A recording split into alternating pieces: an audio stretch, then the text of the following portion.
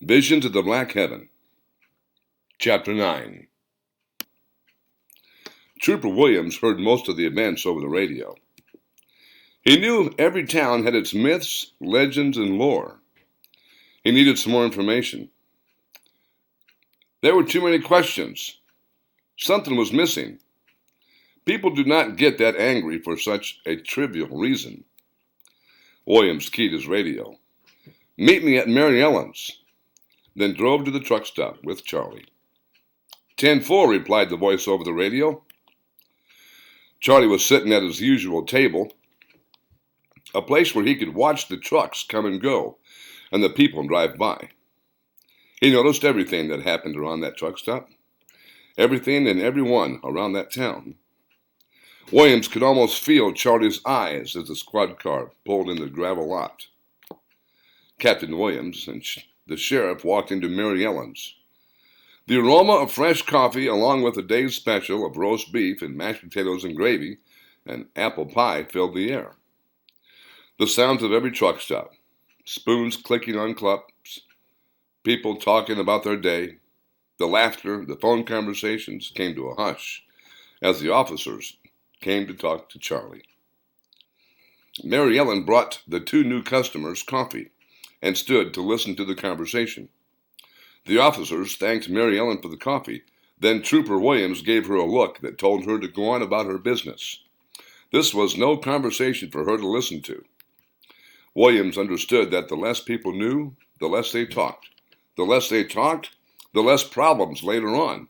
And that's what he wanted. The less problems, the better. Williams took a sip of his coffee. In his low, husky voice, he started. "Charlie, what do you know about that feud between the Schroeders and that crazy old mountain man and his family?" Charlie raised his head to his chin.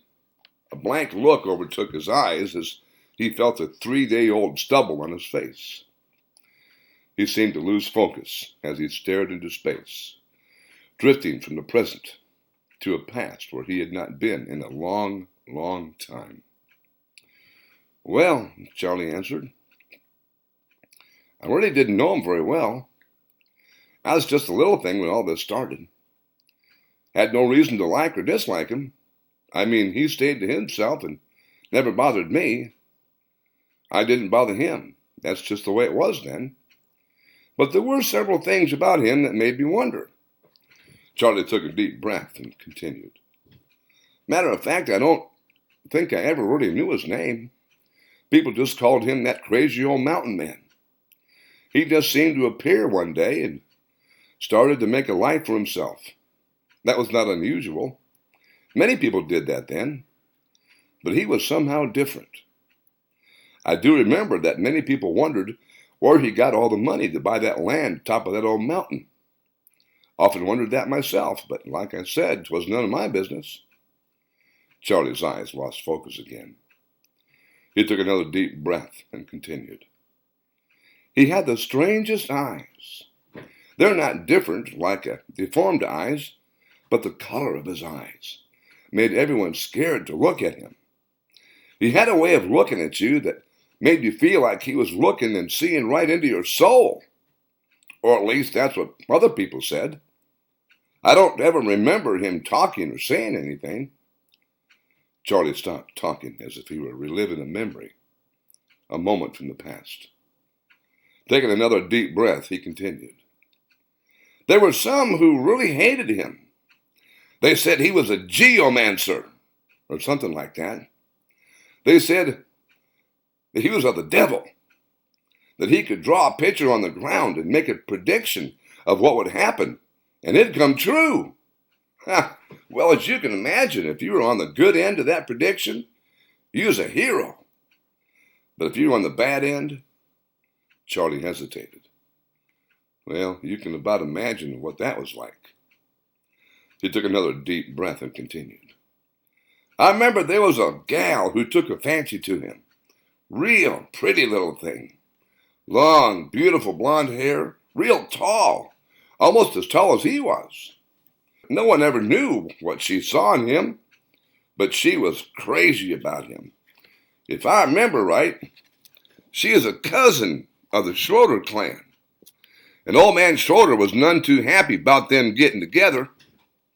But you know how headstrong and stiff-necked these people are.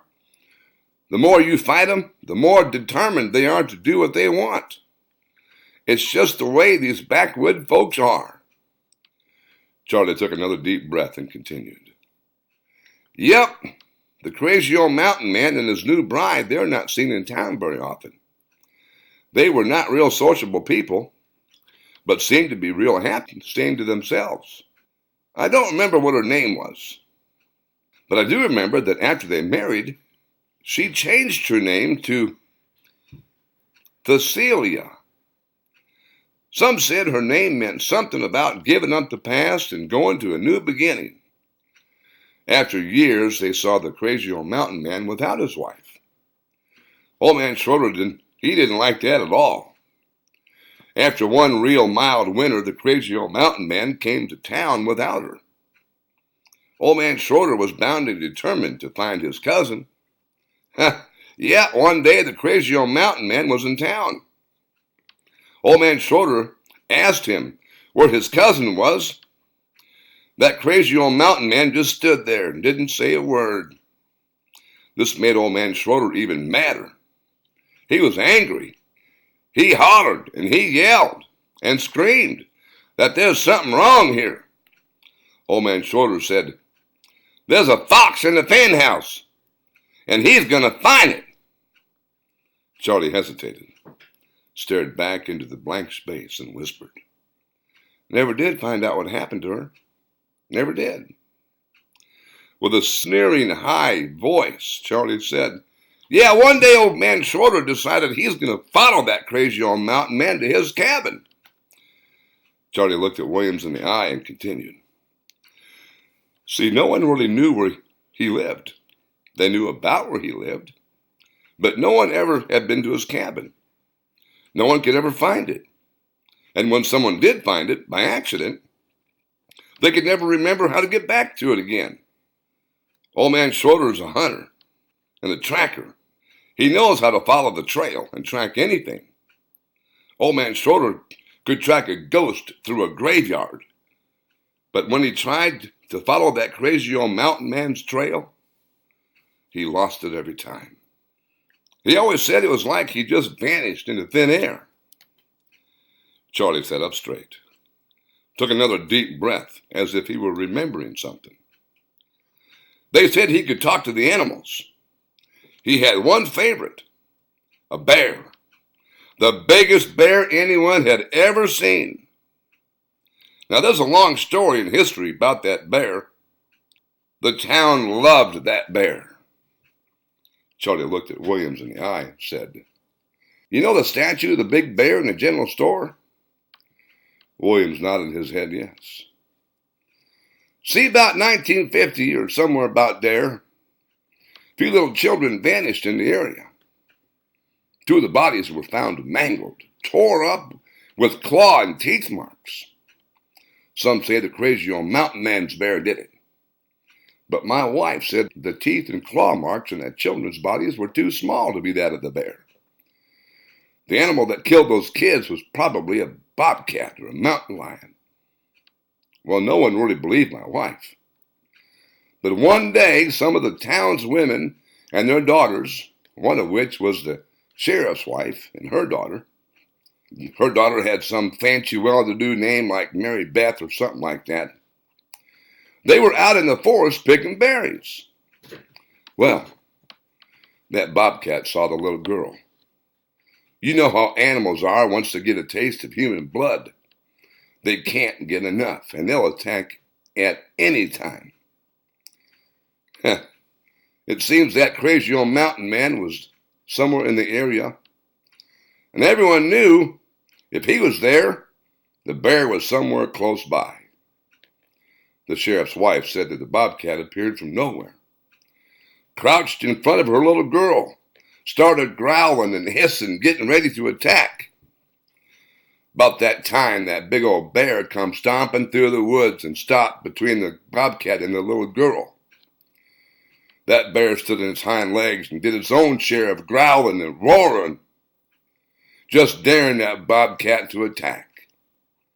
Well, the sheriff's wife said that the bobcat appeared from nowhere, crouched in front of that little girl, and started growling and hissing, getting ready to attack. About that time, that big old bear come stomping through the woods and stopped between the bobcat and that little girl. That bear stood on its hind legs and did its own share of growling and roaring, just daring that bobcat to attack. Well, the sheriff's wife said that the bobcat stood still just a moment too long, and that big old bear got a hold of it. The women said the bobcat hissed and growled and screamed as the bear killed it. The other women said it was like the bear was saying to the bobcat, "How do you like it?" Then after the bobcat stopped screaming, crazy old mountain man and that big old bear just walked back up the mountain like nothing ever happened. William's nodding his head yes. But one real funny thing is that everyone saw what happened. But when the women watched that crazy old mountain man and bear leave, when they went back to see the dead bobcat, the bobcat's body was nowhere to be found. Williams gave Charlie a strange, bewildering look. "Well," Charlie continued, "as you can see, that was a bear that the crazy old mountain man was really fond of. See, later the Schroeders decided that they were going to do some trapping, and they wanted to trap bear. So they put a bunch of big snapping bear traps on the crazy old mountain man's land and waited. Now, I don't know how people knew this, but this is what they said. Late one night, the crazy old mountain man woke up just knowing his bear was in trouble. He and his grandson, Wayne, they call him Duke now, went out and found his bear caught in one of Schroeder's traps. The crazy old mountain man told his grandson to run to the river, get a large handful of river mud, reach real deep, get the rich mucky mud, bring it back to him. That crazy old mountain man used that mud to soothe the bear's paw. You know how bears are when they're hurt. They're crazy. They will kill and hurt anything that gets in their way. A wounded bear is the worst nature has to offer. But they said that crazy old mountain man was able to calm the bear down. And the grandson used his strength and released the bear from the trap. To this day, I cannot see how this could be true unless he really was able to talk to the animals. When the townspeople heard about the bear traps, they told Schroeder to keep his traps off the crazy old mountain man's land. This just made things worse between the crazy old mountain man and the Schroeders. Charlie hesitated, rubbing his face, still looking as if he were lost in thought, reliving another memory. Then there was a sad look in his eye and a hollowness to his voice. Then there was the drought. Charlie hesitated. When everyone's well went dry. Crops were burning up, cattle dying. People were desperate for water. There was no water anywhere. But the crazy old mountain man had water, and his crops were even bigger and better than anyone else's. Everyone was afraid to ask him where he got his water. This made a lot of people mad. They hated him for this, and many still hate him and his clan to this day. Charlie sat up straight, looked Williams in the eye, and continued. They said he had a son that no one knew about. We didn't know he had a son until he came to town one day and moved to Indianapolis. Charlie had a surprised but distant look in his eye as he continued to speak. He looked just like his mother, tall, slender, light-haired, with soft features. Not a mountain man at all, more like city folk. Some say that he felt like the crazy old mountain man was hiding something, but we could never figure out what it was. He sure was good at covering his trail and never letting anyone close to him, that was for sure. Well, I suppose everyone has a right to live their life the way they choose. Charlie reached for his cup of coffee. He sat back as if it was a signal that he was done talking. He was tired. The sleepless nights caused by the dream he could never remember were taking a toll on him.